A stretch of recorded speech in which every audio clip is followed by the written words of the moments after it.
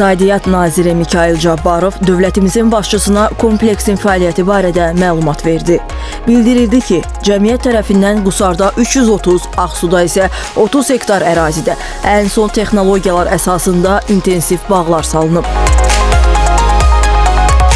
Hazırda burada 230 hektar sahədə alma, 35 hektarda armud, 26 hektarda şaftalı, 21 hektarda nektarin, 18 hektarda isə gilas ağacları əkilib.